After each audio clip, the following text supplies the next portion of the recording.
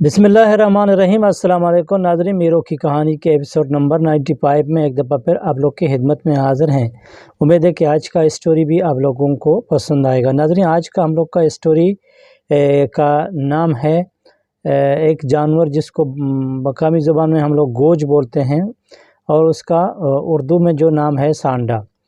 नाज़रीन, बुग़्ज़ और हसद ऐसा चीज़ है, इस स्टोरी में आप लोगों को एक अच्छा मोरल आज सीखने को मिलेगा कि इसके अंदर एक इंसान अगर दूसरे इंसान के लिए अपने ज़मीन में या अपने अंदर में या अपने दिल में उसके लिए अगर बुग़्ज़ और हसद रखेगा तो उसका अंजाम खुद बुरा होएगा और उसका किए हुए का उसका सज़ा खुद मिल जाएगा। नाज़रीन, कहते हैं, अभी शुरू करते हैं किस्से को। कहते हैं कि एक इलाके में एक बूढ़ी माँ रहती थी और उसके घर में उसकी एक नवासी थी कि वो भी हामिला थी और उसको चंद दिनों के बाद वो एक बच्चा जनने वाले थे। नाज़रीन, किस्से वाले कहते थे कि उसको बूढ़ी माँ को अपनी नवासी बहुत उसको ख़याल रखते थे और उसको कुछ काम काज के लिए नहीं छोड़ते थे कि उसको मालूम है कि वो अभी हामिल है और उसको ज़्यादा काम काज की ज़रूरत नहीं है, तो लिहाजा वो सब काम काज खुद अपने हाथों से करते थे। उसको खाते थे, पिलाते थे और उसको दूसरे काम काज के लिए उसको नहीं छोड़ते थे। नाज़रीन, एक दिन ऐसा हो गया कि मुकर्रर टाइम से उसने अपना उसका बच्चा जनने का टाइम हो गया और उन्होंने बच्चे को जन्म लिया। तो उसके घर में एक बच्ची पैदा हो गई। इत्तेफाकन से कैसे वाला बोलता है कि जो ही बच्ची पैदा हो गई तो उसका माँ वो इस दुनिया से चला गया। बूढ़ी माँ का घर खाली हो गया और उसकी नवासी ने उसके लिए एक पोती उसके लिए जन लिया। तो उसके घर में एक पोती उसके लिए हो गया और उसने अभी देखते ही देखते कि उसको क्या करें, तो उसने उसका तीमारदारी किया और वो छोटे बच्ची को रखना शुरू किया। लेकिन अल्लाह की कुदरत ऐसा हो गया कि नाज़रीन, उसके घर में जो ही इस बच्ची पैदा हो गई तो उसके घर में ऐसा रोशनी आ गया कि बूढ़ी माँ खुद हैरान हो गई कि ऐसी कभी भी बच्चा उसने अपने ज़िंदगी में सोचा भी नहीं था और देखा भी नहीं था। तो नाज़रीन, इस बच्ची की वजह से बूढ़ी माँ थोड़ा शशपंच में ज़्यादा पड़ गया। तो किस्से वाला बोलता है कि उसके घर में एक दो बकरी थे। उसने अपने बकरियों का दूध दोया करते थे और वक्तन प वक्तन इस छोटी बच्ची को पिलाते थे। और किस्से वाला बोलता है कि वक्त तो हालत गुजरने के बाद नाज़रीन थोड़ा बाद उसके बच्ची बड़ी हो गई। तो बूढ़ी माँ को उसका ज़्यादा फ़िक्र हो गया कि कहीं हमारे मोहल्ले वाले उसको देख ना लें और उसको बुरी नज़र न लगाएं। तो नाज़रीन, इस तगोदो की वजह से बूढ़ी माँ ने उसको कुछ तरकीब सोचने की कोशिश की।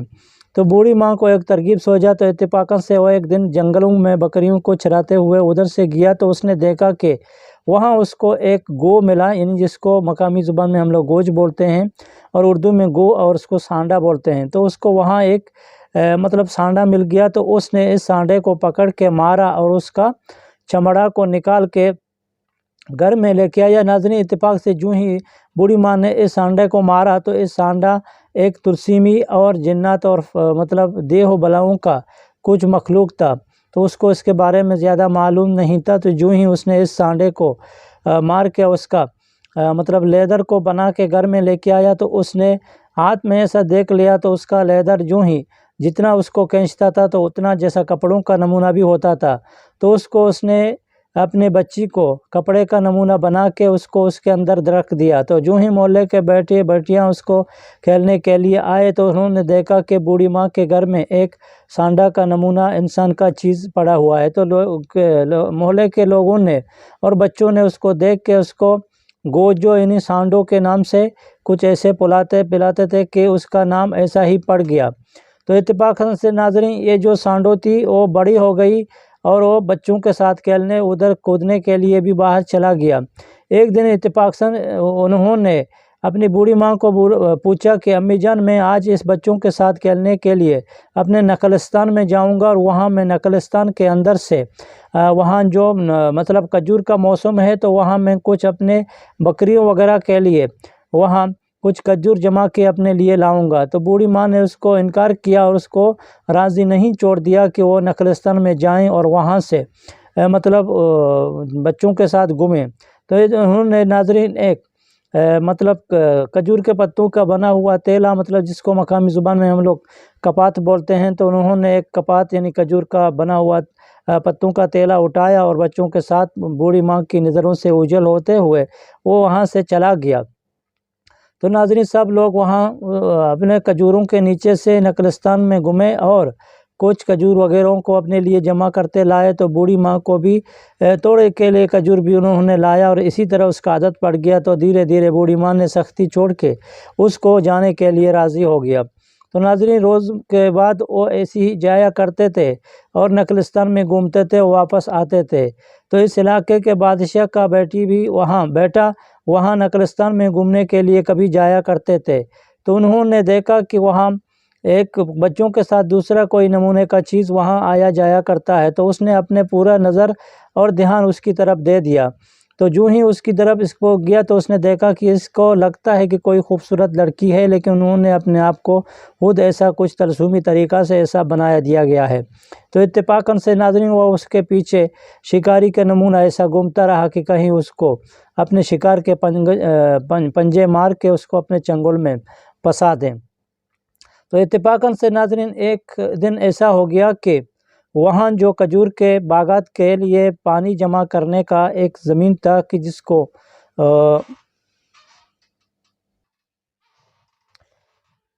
ناظرین اس کو مطلب ہاتھوں سے بنایا گیا، اس کو زمینی ٹانکی بولتے ہیں، جس کو رات کو پانی جمع کرتے ہیں، تو ہمارا مقامی زبان میں ہم لوگ اس کو تکش بولتے ہیں۔ ناظرین اس زمینی ٹانکی کے پانی کے اندر مطلب جو کہ تالاب بن جاتا ہے، تو اس کو مطلب آدھی تالاب کے اندر انہوں نے وہاں بولا کہ ہم آج ادھر غسل کریں گے، تو اس نے اپنے آپ کو اس مطلب عبوری تالاب کے اندر چھلانگ مارا، اور جو ہی اس نے چھلانگ مارا تو چھلانگ مارنے کے بعد انہوں نے اپنے یہی مطلب اسکن کو، یا اس کو لیدر بولتے ہیں کہ بوڑھی ماں نے بنا کے دیا تھا سانڈوں کا، تو اس کو باہر چھوڑ کے چلا گیا۔ تو ناظرین جو ہی وہ اندر گیا تو بادشاہ کے بیٹے اس کے شکاری کے نمونہ پیچھا کرتے تھے، جو ہی اس نے آیا اور اس کو اٹھا کے ادھر سے اٹھا کے اپنے آپ کو دور چھپا دیا۔ تو ناظرین اس نے اس عبوری تالاب کے اندر غسل مارنے کے بعد جب باہر آیا تو اس نے دیکھا کہ اس کا چمڑا نہیں ہے، تو وہ حیران ہو گیا۔ تو دیکھتے ہی دیکھتے اس نے آواز دیا کہ کون بندہ نے ہمارا اس چیز کو اٹھایا، لہٰذا میں ایک انسان ہوں اور میں ایک عورت ہوں اور ابھی بے پردہ ہوں، تو اگر آپ لوگ دیکھ جائیں گے تو آپ لوگ بھی گنہگار ہو جائیں گے۔ تو جو ہی ناظرین اس نے اپنے بڑے بالوں کو بکھر دیا اور اپنے پورے جسم کو کالا نمونہ کر کے بند کر کے چھتری کا نمونہ، اور وہاں اپنے آپ کو پردہ اور ستر بنا دیا۔ تو ناظرین اس نے آواز دیا کہ میں آپ کا جب تک یہی چمڑا کو واپس کروں گا اگر آپ میرے لیے شادی کے لیے راضی ہو جائیں گے۔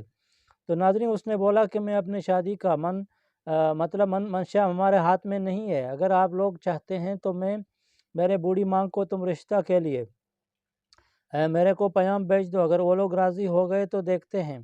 تو ناظرین اس نے ایسی بات کے اوپر راضی مندی ظاہر کرتے ہوئے اس کا چمڑا کو واپس کیا، اور جو ہیں اپنے سانڈوں کا چمڑا کو پہن کے اپنے آپ کو بچوں کے ساتھ گھر آیا۔ تو جو ہی وہ گھر آیا تو اس نے بھی اپنے آپ کو اپنے بابا کو منوانے کے لیے اس نے گیا کہ ابھی بوڑھی ماں کے گھر میں ایک سانڈوں کا نما چیز ہے، عورت اس کا مطلب اس کا بیٹی ہے، تو میرے کو اس کے ساتھ شادی رچا دیں۔ تو اس کے ماں اور باپ نے اس بات کو انکار کیا، تو اس نے بہت ہی منت سماجت کیا، کیونکہ ناظرین بادشاہ کے 2 بیوی تھے اور ہر بیوی کے ایک بیٹے تھے، تو اس کے ایک بیٹے اور 2 مطلب ایک بیٹے اور ایک آنکھ تھے۔ تو اس نے اپنے آنکھوں کے نمونہ اس کو دیکھتے تھے اور اس کا دیکھ بھال کرتے تھے۔ تو ناظرین اس کا بات کو بڑی انکار کے ساتھ انہوں نے منایا، اور جو ہی مناتے ہوئے اس کے بڑے بیٹے کا شادی یہی بوڑھی ماں کے سانڈوں کے ساتھ ہو گیا۔ تو بوڑھی ماں نے بھی اس کو رضامندی کیا اور شادی پکا ہو گیا، اور ناظرین دہل اور میوزک اور شادی کا دنگل مچ گیا، اور جو ہی پلک جھپکتے ہی بادشاہ کے بیٹی کا شادی ہو گیا، اور اس کو اپنے گھر میں دولہا بنایا اور اس کو دولہا سجایا۔ تو ناظرین جب دولہا دلہن کی رسم اور بارات کو خلاص ہو گیا تو دوسری دن اس کا دیکھنے کے لیے جو ہی اس نے اپنے قاصدوں اور غلاموں اور نوکرانیوں کو بھیج دیا۔ تو اس نے چند اشرفیوں کے سکے اس کے ماں نے دیا کہ اس اشرفی کے سکے کو گھما کے میرے بیٹے کے سر میں وہاں تم خیرات کرنا، اور دوسرے نوکرانی کے ہاتھ میں مطلب ایک مٹھی بھر انہوں نے عیش، یا کہ اس کو عیش بولتے ہیں جس کو ہم لوگ مقامی زبان میں پر بولتے ہیں۔ تو ناظرین انہوں نے اس عیش کو اس کو دے دیا اور اس کو بولا کہ اس کو اس کے اوپر تم گرا دینا، مطلب اس کے اوپر راکھ گرا دینا اور میرے بیٹی کے اوپر اس اشرفی کو گرانا۔ ناظرین جو ہی اس نے گھر کھولا اور دیکھا نوکرانیوں، تو انہوں نے دیکھا کہ پورا گھر بجلی کا نمونہ چمک رہا ہے اور پورا دولہا دلہن دونوں مہک رہے ہیں خوشبو سے، اور اس کی رنگت کو دیکھ کر حوروں کا جیسا اور گرمال کا جیسا لگ رہا ہے۔ تو انہوں نے اس کام کو کیے بغیر اس کے ہاتھ میں راکھ اور اشرفی کے سکے زمین میں گر گئے، اور جو ہی انہوں نے آیا اور اپنے شہزادی کو بتایا تو اس کو اپنے بتانے کے لیے ناظرین اس نے اس کے بات پہ یقین نہیں آیا، تو زیار و قطار رونے اور ہنسنے کے بعد انہوں نے خوشی سے اس بات کو جب بتایا تو اس کے بھی نیچے پاؤں کے نیچے ناظرین زمین نہیں رہ گیا، اور وہ ہوا میں اڑتے ہوئے ادھر ہی گیا، اور اپنے بیٹا اور وہاں کے اپنے بہو کو دیکھا تو دونوں حیران ہو گئے کہ اس نے اس دنیا سے کبھی بھی ایسی خوبصورت چیز کو نہیں دیکھا تھا۔ ناظرین ادھر ہی کیا ہو گیا، جو ہی رات میں دونوں کا ملاپ ہو گیا تو اس نے اپنے یہی چمڑے کو نکال کے سائڈ میں رکھ دیا تھا، تو سائڈ میں رکھنے کے بعد ناظرین اس کے ہسبینڈ نے رات وہی چمڑے کو 4 ٹکڑا کر کے اور تندور کی آگ جلا کے اس کے اندر راکھ کر دیا، اور اس سے ناظرین اس کا بوڑھی ماں کا بیٹی کا اس سے چھٹکارا ملا، اور اس ترسوم سے وہ نکل گیا اور پورا انسان اور انسان کی روپ میں خوبصورت ہو گیا۔ ادھر ہی ناظرین دوسرا آگ برفا ہو گیا کہ اس کے مطلب دوسری بادشاہ کی بیٹی نے دوسرے بادشاہ کی بیوی نے دیکھا تو اس نے بھی یہی دیکھا کہ اس کا گھر تو ایسا اجالا ہو گیا، تو ہم اب اپنے بیٹے کے لیے کیا کہیں؟ تو ناظرین اس کو اس نے حسد اور بغض کی آگ نے اتنا جلایا تھا کہ اس کو دیکھنے کے لیے کچھ نہیں رہ گیا تھا۔ تو اتفاق سے بوڑھی ماں کے گھر میں ایک اور مطلب کتیا تھا، تو اس نے بولا کہ یہی کتیا کو میرے بیٹا کے ساتھ شادی رچا دیں، شاید یہ بھی پرنور ہوگا اور ہمارا گھر بھی اس دوسرے کی نمونہ جیسا تم نے کیا تھا بڑے بیٹے کا نمونہ چمکا رہے گا۔ تو ناظرین اس نے بولا کہ تم پاگل ہے، اور یہ حقیقتاً کتا ہے تو یہ کیسا چمکے گا؟ تو اس نے کچھ دیکھا تھا اور اس کے پیچھے کچھ راز تھا، اس کے لیے وہ لوگوں کا گھر روشن ہو گیا، یہ ہرگز ایسا نہیں ہو سکتا ہے۔ تو ناظرین اس کی بیوی نے کھانا پینا بند کیا، اور اس نے اپنے آپ کو اتنا ناراضی دکھایا کہ بادشاہ حیران ہو گیا کہ وہ ابھی کیا کریں اور اس مصیبت سے کیسا چھٹکارا پائیں۔ تو ناظرین اس نے بولا کہ آپ کو اپنے بڑے بیٹے اور اس کے گھر والے زیادہ پسند ہیں، لہٰذا ہم لوگوں کے ساتھ آپ کا اتنا توجہ نہیں ہے، اور ہم جو بات آپ کو بولتا ہوں تو میری بات کو ٹال مٹول کے اور انکار کے ساتھ پیش کیا جاتا ہے۔ تو ناظرین بیوی تھی اور اس نے مجبوراً یہی بات کو اس کو راضی کیا اور اس کو بھیج دیا کہ تم جاؤ بوڑھی ماں کے گھر میں رشتہ کے لیے مانگ لو۔ تو ناظرین بوڑھی ماں کو انہوں نے اس بات بتایا تو بوڑھی ماں حیران ہو گیا، اور اس نے بولا کہ یہ حقیقتاً کتا ہے تو اس کے ساتھ کیسا شادی ہو جائے گا؟ تو ناظرین انہوں نے بولا کہ ہاں اس میں کچھ راز ہے، تم اگر دینے کے لیے نہیں ہے تو ہم بھی بادشاہ کے بیٹے ہیں، معمولی نہیں آپ کے گھر میں آئے۔ تو ناظرین انہوں نے زیادہ سپاہی پیش کرتے ہوئے اپنے آپ کو زیادہ چالاکی سے ظاہر کیا، تو بوڑھی ماں کو معلوم ہو گیا کہ یہی وہ میرے دوسرے بیٹی کو دیکھ کے اس کا ہوش ٹھکانے سے نکل گیا ہے، تو لہٰذا یہی موقع ہے۔ تو اس نے بولا کہ ہاں میں اپنی کتیا کو دینے کے لیے تیار ہوں، لیکن بعد میں نہیں بولنا کہ اس میں تو کچھ کتا مطلب ہے اور آپ لوگوں کا حقیقت میں کچھ نہیں ملے گا۔ تو اس نے بولا کہ جو ہی تم بس ہاں کر دو وہ ہم لوگ کا نصیب جانے کیا ہو جائے گا۔ تو ناظرین بوڑھی ماں نے ہاں کر دیا، اور اس نے اس کے عوض میں اس کو وزن کا برابر اس نے سونا چاندی اور مطلب زیورات مانگ لیا۔ تو بادشاہ نے اس کو وزن کر کے اس کے وزن کے حساب سے جو ہی اس کو تول کے چاندی اور سونا وزن اور زیورات دے دیا تو بوڑھی ماں خوش ہو گیا اور اپنا زندگی کو اچھی طریقے گزارنے لگا۔ اور دوسرے دن ناظرین شادی برپا ہو گیا اور ڈیم ڈام سے شادی رچا دیا، اور رات کو اس کو کتا کے ساتھ وہاں ایک گھر میں بند کیا اور ایک کمرہ میں رکھا۔ صبح ناظرین جب اس نے اپنے تیاری اور ناشتے وغیرہ لے کے اپنے بیٹے کو مبارکی دینے کے لیے کہ دولہا دلہن کی رسم کو ادا کرنے کے لیے جو ہی انہوں نے گھر کھولا تو دیکھا کہ اس ہونہار کتا کے جنگلی کتے تھے بوڑھی ماں کے گھر میں، تو اس نے رات کو پورے ہی دبوچ کے اس نے اس بیٹا کو کھا لیا اور خلاص کر دیا۔ تو جو ہی اس کے ماں نے دیکھا تو وہ اپنے مطلب ڈیلدار سے نیچے زمین میں گر گیا اور بے ہوش پڑا۔ تو ابھی بادشاہ نے بولا کہ ابھی تم کیا کرتے ہو کہ تم نے اتنا حسد اور بغض کیا کہ اس کی آگ نے آپ کو خود جلایا اور آپ کے آنکھوں کو ابھی کالا کر دیا اور اپنے منہ کو تم نے بھی کالا کیا۔ ابھی تمہارے پشیمانی کے لیے اور پچھتانے کے علاوہ کچھ نہیں بچا ہوا ہے۔ تو ناظرین، اس کے علاوہ اس تو بیٹا بادشاہ کے اپنے اچھی زندگی گزارتا رہا اور اس کے بھائی کا کتے کے ساتھ سفایا ہو گیا۔ ناظرین، یہ ہو گیا بغض اور حسد کا کہانی۔ امید ہے کہ آپ لوگوں کو پسند آیا۔ کسی کے کیے ہوئے تقدیر کے ساتھ، فیصلے کے ساتھ ناظرین کبھی بھی انسان کو اس کے ساتھ زیب نہیں دیتا ہے کہ اس کا مقابلہ کرنے کے لیے اگر اس کے ساتھ کچھ نہیں ہے تو اس کو مقابلہ کرنے کے لیے آگے بڑھیں۔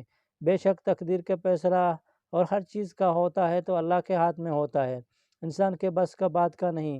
ناظرین، میرو نے بھی اس ادھر سے کہانی کو ختم کیا اور میرو کی بیوی نے بولا کہ بیٹی ابھی تم جاؤ اپنے گھر میں اور وہاں سو جاؤ کہ رات کا دیر پہر ہو گیا۔ تو اس نے بولا کہ میرے کو باہر جانے کے لیے ڈر لگتا ہے کہ شاید بوڑھی ماں کا کتا ادھر ہے۔ تو میرو نے ہنستے ہوئے بتایا کہ نہیں بیٹا، یہ ادھر نہیں ہے، وہ بہت پرانے زمانے کا بات تھا اور اس کا کیے کا سزا مل گیا۔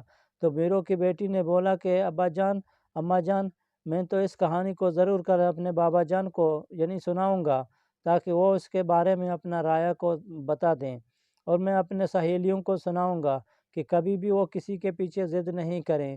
تو میرو نے بولا کہ شاباش میرا بیٹی، کتنا سمجھدار ہے ماشاءاللہ، اور کیسا بات کرتا ہے۔ تو ناظرین، اس باتوں کے کرنے کے بعد میرو کا وہاں کا بیٹا ہوا کچہری خلاص ہو گیا اور میرو بھی اٹھ گیا اور اپنے شاہین محل میں سونے کے لیے گیا۔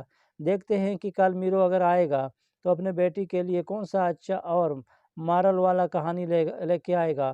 امید ہے کہ ناظرین آپ لوگ بھی اس کہانی کا انتظار کرتے رہیں گے۔ آج بس ہم لوگ کو دیں اجازت، زندگی رہی تو کل ملاقات کریں گے۔ کل تک ہم لوگ کو دیں اجازت، اپنا خیال رکھیے، ٹیک کیئر، گڈ بائی۔ ناظرین، قصے کا رائٹر ہے علی جمعہ زامرانی اور اس کا ریسرچ کرنے والا تھا بی بی گلنسا جمعہ زامرانی، جو کہ سوداگر تیر میں چلتا ہے ابھی تک۔ اپنا خیال رکھیے، خدا حافظ، ٹیک کیئر، گڈ بائی۔